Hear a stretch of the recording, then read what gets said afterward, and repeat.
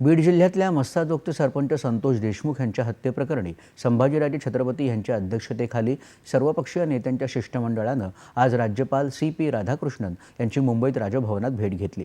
या प्रकरणातील आरोपी वाल्मिक कराड यांच्यावर 302 कलमांतर्गत गुन्हा दाखल करावा, मंत्री धनंजय मुंडे यांचा राजीनामा घ्यावा, या प्रकरणी स्थापित केलेल्या SITत IPS अधिकाऱ्याची नियुक्ती करावी, तसंच फरार आरोपीला अटक करावी, अशा मागण्या या राज्यपालांकडे केल्या असल्याचं संभाजीराजे यांनी भेटीनंतर प्रसारमाध्यमांशी बोलताना सांगितलं।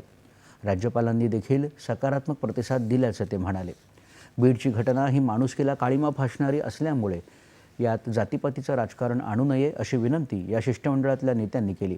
या शिष्टमंडळात संभाजीराजे छत्रपतींसह भाजपकडून आमदार सुरेश धस, काँग्रेसकडून विजय वडेट्टीवार, राष्ट्रवादी काँग्रेस शरदचंद्र पवार पक्षाकडून जितेंद्र आव्हाड, शिवसेना उद्धव बाळासाहेब ठाकरे पक्षाकडून विधान परिषदेचे विरोधी पक्षनेते अंबादास दानवे यांचा समावेश होता।